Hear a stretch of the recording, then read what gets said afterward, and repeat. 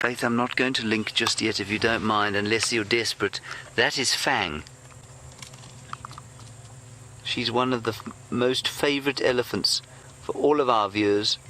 And for those of you who don't know, Fang, I don't know if we've seen her since then, but the last time I was around when Fang was seen, I was on a bushwalk, and Tristan had the most heart-rending sighting of her.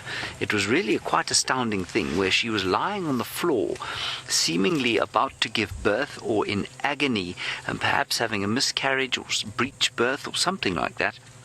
And Tristan spent, I think, probably 2 hours with the elephant, and she lay there surrounded by her sisters and aunts and cousins, I guess. And they waited with her while she writhed in pain on the ground, and we wondered if she wasn't going to die. That was the last time I had anything to do with her, and now here she is.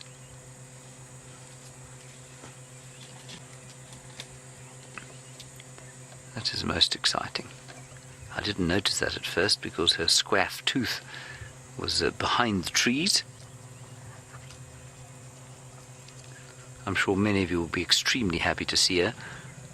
She looks pretty pregnant to me. Let's wait for her to come out from behind there. What's interesting here is that she's also using that recurved tusk to pick branches.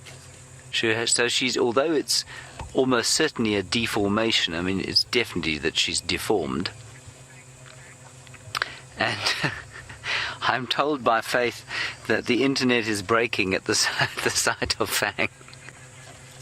So you're all very happy to see her, and why shouldn't you be? She's a very special lady, our Fang. Even if she could eat an apple through a tennis racket. Not so, Viam. Eat an apple through a tennis racket? Yes, have you never heard that expression? Never, no, I've heard that expression. It's quite a good one, though. What does it mean? It means that your teeth are so protrude so far out of your mouth that you could eat an apple through a tennis racket. She's never mind, everyone. And you know, it's so unusual to be able to identify an elephant character like this. I mean, we've got our leopard characters because they stay in the same places, so we get to know them really well. And often we see the same elephants, but we don't realize they're the same elephants. Sinak, you want to know how many elephants are in Fang's herd. I don't know, Sinak. The last time we saw her, probably about 15 or 16 of them. It was quite a big herd. But there are elephants all over here now. So you'll probably find that it's at least 2 herds of elephants, 2 groupings.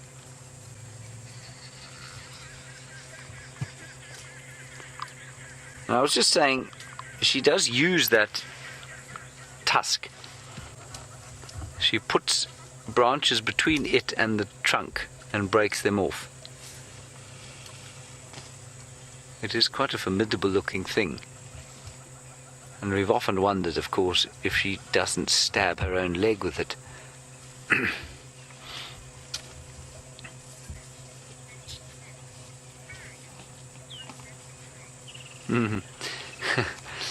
Miss Lynn, you mustn't look at the wilderness like this. I know it's almost impossible, but you say, Fang, one less worry. You mustn't worry. Everything happens here in a way. I don't mean to get too philosophical about this, but while we're looking at her, I often used to, less so now, get worried about animals that I really like to see. And it used to give me some sort of almost sleepless nights. But I feel like they have such an acceptance of their lot in life, almost, that it's almost what should we say, patronizing to worry about them, you know what I mean? But I take what you mean when you say one less worry. Well, here she is, one of our favorite elephant characters, if not our favorite elephant character. And she seems to be just fine.